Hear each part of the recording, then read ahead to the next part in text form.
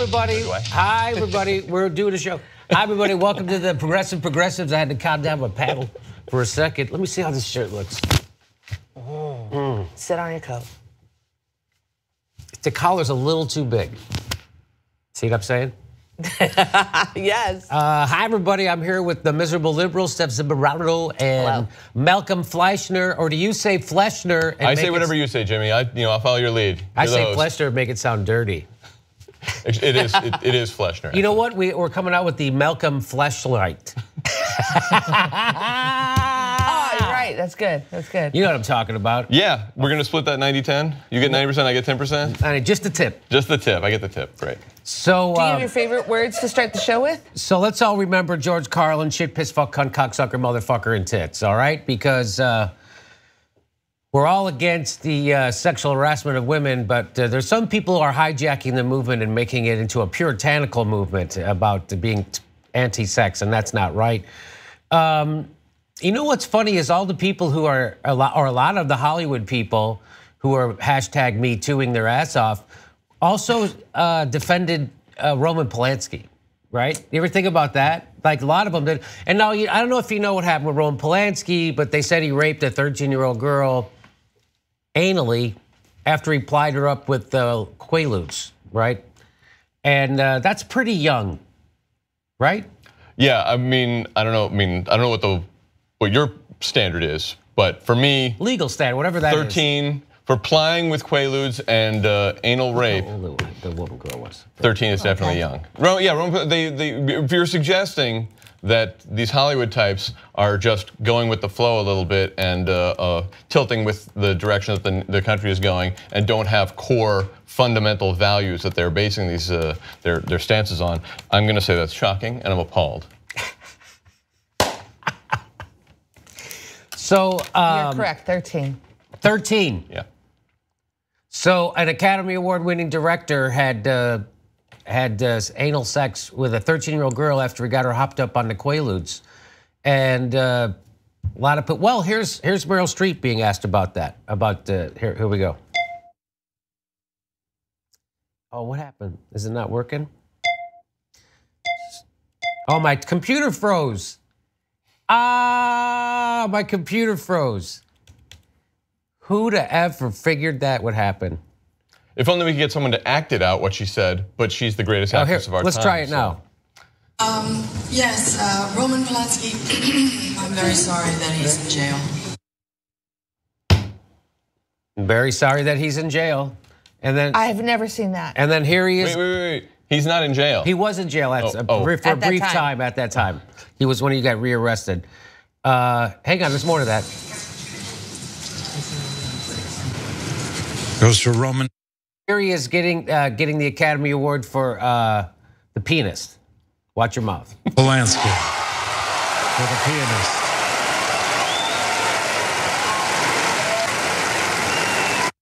The standing ovation. Standing ovation for Meryl Streep for that. There's Jack Nicholson, and there's that guy. What's his name in front of him? Is that Nicolas Cage? Yeah, Nicolas Cage. Very, very bad with money, Nicolas Cage. But there they are. So I hopefully I had a. I can't believe that people defend Roman Polanski. 13. And it's just, 13-year-old girl can't give consent to an adult to have sex, A. B, he plied her with booze and Quaaludes. and then anally did it. I think her mother even pimped her out a little bit. Yeah, a little bit. Yeah. A little bit, dropped her off or whatever. I wouldn't say pimped her out. I'm not gonna say that. I will say that her mother dropped her off. That happened. So I don't know. So maybe she thought Roman Polanski was just offering free babysitting. Who knows? Maybe they were going to do some acting. She was probably an aspiring model. She was 13. So what I say about that is, I wrote a joke about it. About people say that Roman Polanski raped that 13-year-old girl, and of course he couldn't have done that. He directed Chinatown. Have you seen Chinatown? That movie is tight, unbelievable. Now let's say instead of casting What's the guy who's the lead? Jack Nicholson. Instead of casting Jack Nicholson, let's say he cast, I don't know, Burt Reynolds. Well, then it's rape. Okay. So it's abuse of the script if he cast Burt Reynolds in that role. Definitely. Yeah. Definitely. All right, so let's. Well, that is shocking about Meryl Streep. Just let's all agree that she's like waffling about. That's awful. That's awful. That's just awful. I agree. A 13-year-old girl. And if you think that's the only 13-year-old girl he's done that to, I will beg to differ. I would say that's not. That doesn't only happen once, even if you almost go to jail for it.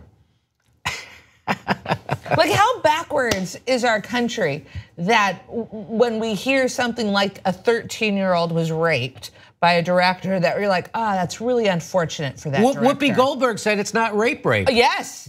Whoopi Goldberg, remember, she said it's not rape. There are good people on both sides. That's my point. The rapey and the raper. I mean, if you're just gonna go by labels, rapist sounds bad. I'll grant you that. But when you look at the circumstances, it turns out it's much worse. Nice. It is much worse. All right, so I just wanted to show you that up top.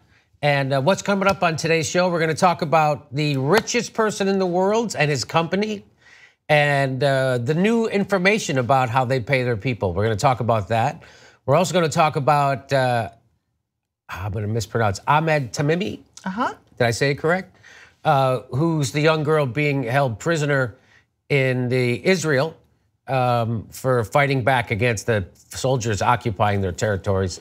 Also, we're going to talk about, James Cromwell is going to be here to talk about the new frack gas power plant in New York State and what we can do about it.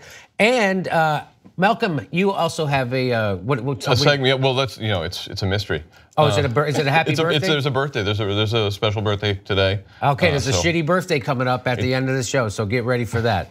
So let's start off with this. And you know how this goes, right? So the first 15 or 20 minutes of the show is free. We stream it live free.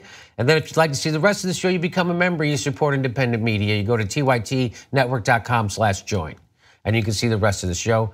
Or you can join and then see the rest of the show. If you're already a member, go to tytnetwork.com/members live. All right. So here we go. God, I hate that this collar's too big. It's good that you mentioned it up front, Jimmy, because that's what everybody was going to be talking about. Everyone else certainly was going to notice. I know. Oh, it's what's in my head. Anyway, how's my hair look though? It really looks nice. How thick it looks. You did some nice work there. Let me just tell you something. My hair is not this thick. I put a lot of shit in it, and I do. Thank God it looks like this though. All right, here we go. No one would argue with the results. Oh, thank you. Thank you very much. I can't wait to get some face work done. I'm looking forward to some face work. I really am. Just got to get these filled in right here. Watch this. Forget about asking Meryl Streep for. Wow, that's Look at that. nice. Look at that, huh? Oh, what is that? Is that guy 30? Oh. Wait, when did Ryan Gosling start hosting the show? Yeah. Oh, did Haas bring a friend in to host Aggressive Progressives?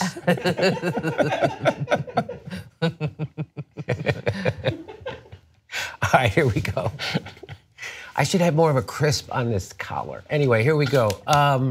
Look at my computer. Jeff Bezos is the richest person in history. In history. And it's extra good because he also looks like Dr. Evil, right? If you go back to the picture, he looks like, look at, right? He's got the shaved head and he's getting ready to launch a missile. And it helps because he's on a Pentagon board and he's in bed with the CIA to the tune of $600 million. So he bought the CIA, he bought the Washington Post for about $250 million, something like that. And then just a few months later, the CIA gave him $600 million. What do you think the chances are the CIA said, hey, Jeff, here's an idea. Let me just run this past you. You shell out $250 million to get the Washington Post because we can't just buy it right out. We're the CIA. You buy it, we'll give you $600 million later for a cloud service bullshit, and that'll cover the cost of the Washington Post, and then you just print shit that we want you to print. How's that sound? What are the chances of that happening? I don't know. Pretty good. I would say they're not that good because I don't think they even have to have that conversation. By the way, you're right. You're right, Malcolm. They don't have to have that conversation. You're right. All they have to do is give them $600 million. They probably don't even have to anyway because he's already a part of that circle. Well, he has every interest in keeping the status quo going. He has every interest in keeping everything the way it is going. And anybody who's going to upset that apple cart, he's going to stick a hack on to tell you that the progressive is crazy. Right? Yeah, the CIA can overthrow third world governments and do whatever they want, but as long as they don't start parachuting into his warehouses in Ohio and insisting they put on air conditioning, or anything like that. So Jeff Bezos is the richest person in history. So richer than any king. Isn't that amazing? Right? Is that what they mean? Well, if they mean in history, then they mean. But these things are difficult to. So he's richer than a Saudi prince. Yes, or the Sultan of Brunei. But it's all in stocks. I mean, he couldn't. He's richer than Carlos Slim. Yeah, I mean, but it's based on the stock price of Amazon. Yeah, I know. It's not like he's going to liquidate it overnight. But yeah, he's plenty rich. But he could certainly borrow off that. So why do I bring this up? That Jeff Bezos is the richest person in history? Well, because it's awfully damaging to our culture, our economy, that one person is allowed to amass that. But even worse.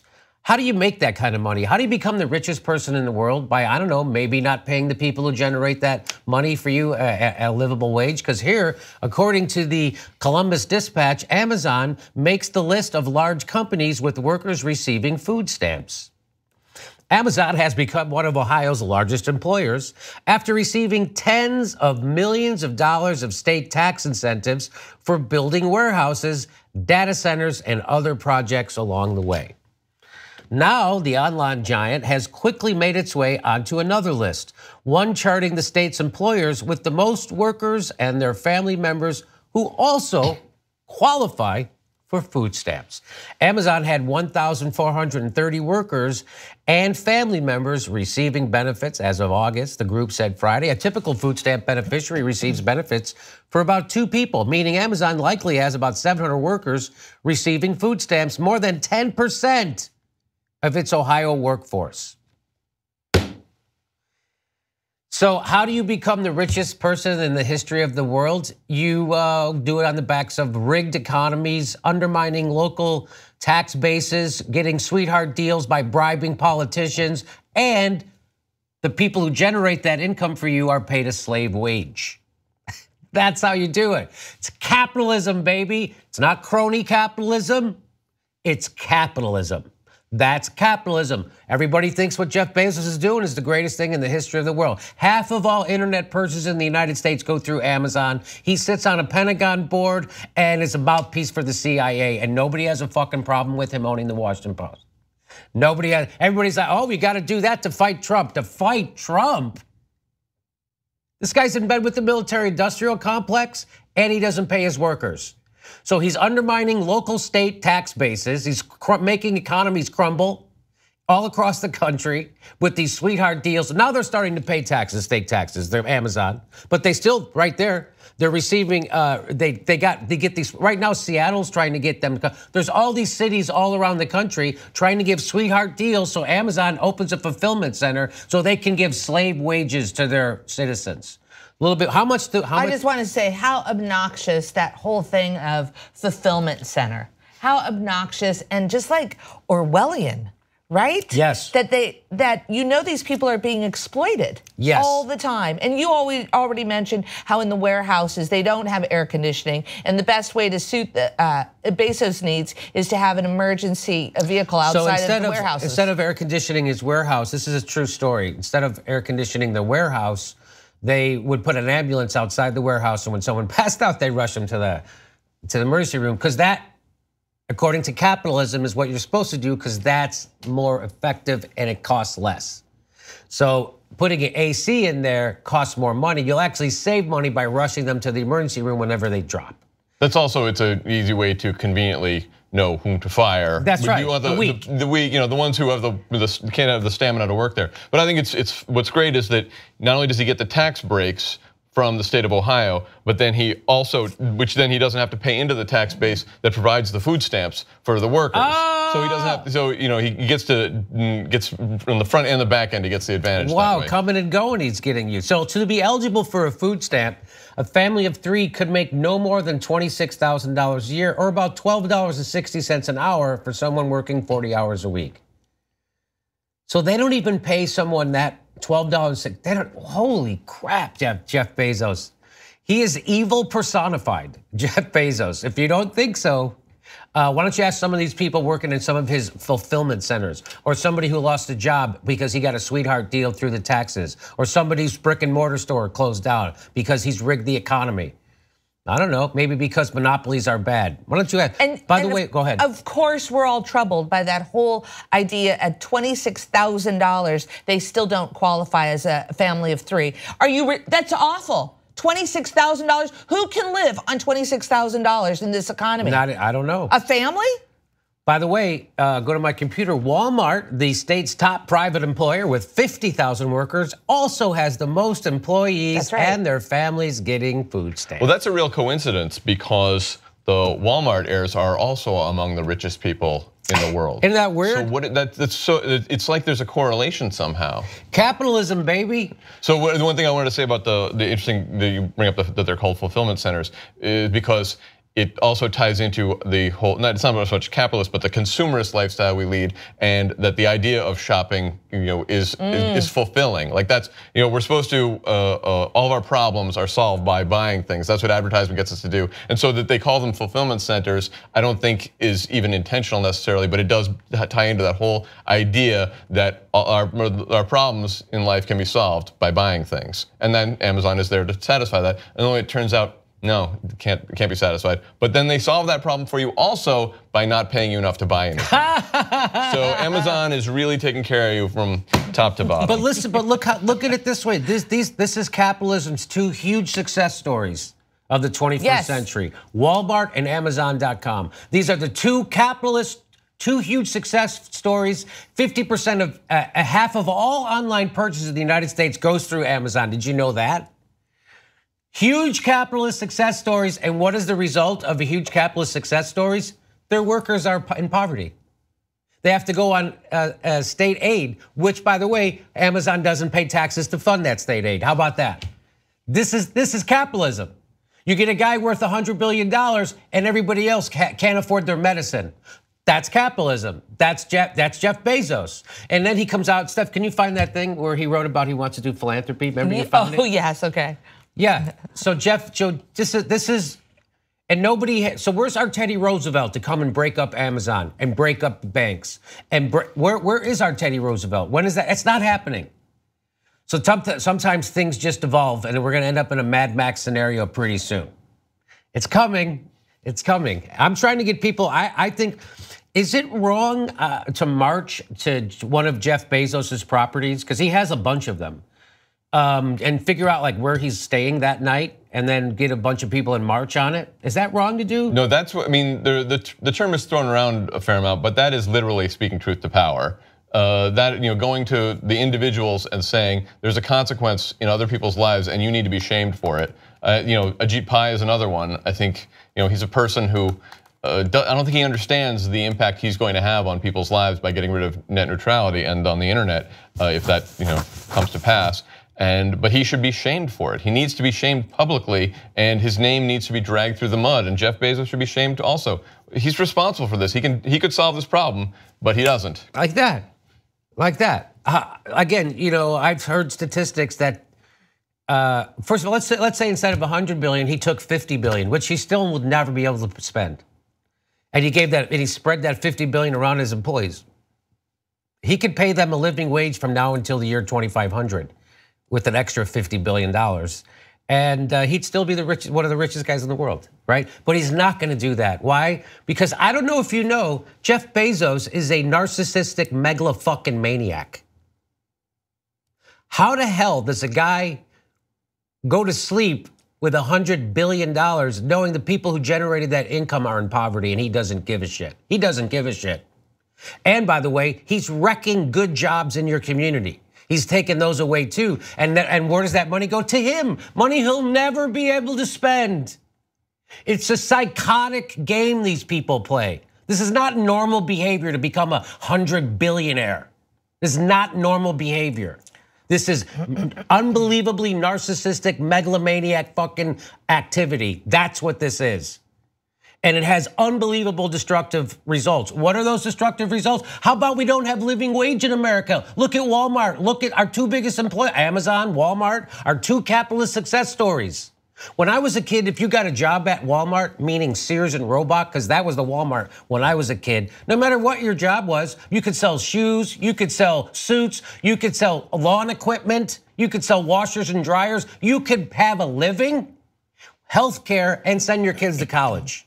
Now you work at Walmart, you can't even afford your own medicine. You can't even afford a 2-bedroom apartment, let alone a house. That's what capitalism has done now. That's where we're at, unbridled cap. This is your free market. There's no such thing as a free market. Markets are rigged by guys like Jeff Bezos. They buy the politicians, they rig the laws. That's why Jeff Bezos is a success. Here's what Dylan Radigan says about it. Oh, did you want to do about his philanthropy? We'll come back. Okay. The real issue in America is the concentration of resources in an incredibly small number of hands, whether it's Google and Facebook, whether it's the two political parties in our political system, or whether it's what's happening with Amazon, a beautiful vision, an incredible executive, an incredible company. So now I love Dylan Radigan. I don't know why he has to say that, but it bothers me. And he says, beautiful executive, beautiful vision, beautiful company. Incredible. But what does all that beauty bring you? What does all that incredible business bring you? Here's what it brings you. But a disastrous effect on our society as we're seeing the complete concentration of power, and as a result, the destruction of the ability for a truly competitive capitalist environment. So while it is impressive to see, and I have incredible respect for Jeff Bezos and what he has done, it is a total abdication of the authority of the antitrust commissions in this country to allow this level of consolidation of power to continue, and it's reflected not only in our politics, but as we saw with the Amazon deal, in our business. Okay, that was Dylan Radigan laying it down like only Dylan Radigan can do. He's fantastic. We'll be right back with more of this in just a minute.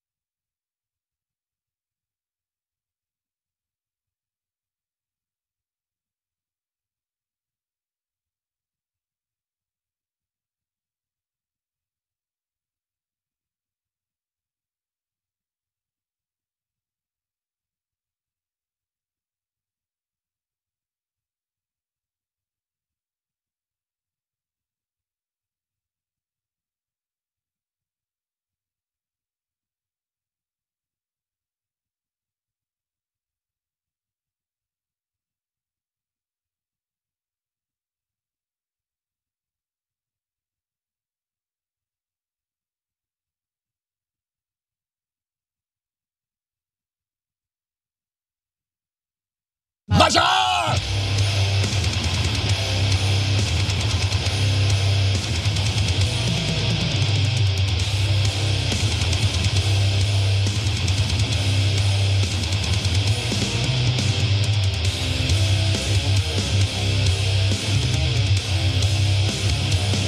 Hi, everybody, welcome back to the Aggressive Progressives. I'm here with Stef Zamorano and Malcolm Fleschner. Malcolm. What, you opposed to jazz hands? I like jazz hands. Jazz hands improve everything, and those weren't even very good. Malcolm Fleschner. Is it Fleschner? Fleschner? Fleschner? So I should put, what I should do is iron this and then you have a nice crisp, instead of it's like a little bit of a. Do you iron your clothes, Jimmy? Yeah. Your own clothes? Mm-hmm. Wow. I iron my collars and this just the tops. But it is driving me nuts. All right, I know something's that stupid, right? I think you should do it shirtless, like Haas. Fans want to see it. Give the fans what they want. Jimmy. I don't even do it shirtless. Hey. Okay. I like a shirt on. I like a nice T-shirt. Cover it up. It's like I'm not. He likes a nice collar. Yeah. I like a nice collar when I'm having coitus. like a Chippendales dancer, just the collar and the cuffs. Just the collar and the cuffs. Hey. Like Heavens to Murgatroyd, what's that guy's name? Patrick Swayze. Patrick Swayze, yes, but I was thinking of Snagglepuss. Oh, okay. Remember him? Mm-hmm. Exit stage left? Exit stage left, exactly. Oh. Yeah. So Jeff Bezos, we're talking about Jeff Bezos, if you remember from 2 seconds ago. Jeff Bezos, richest person in history, and he looks like Dr. Evil because he is. All right, that those two, that you can't be that guy and not be evil. He has a disconnect from humanity, which is why he can make $100 billion to be worth $100 billion by exploiting people, by not giving people a living wage, by undermining local economies, local municipalities' tax bases, local economies, and using his bribe influence to bribe politicians to rig the economy in his favor. And now we have 50% of all online purchases go through Amazon.com.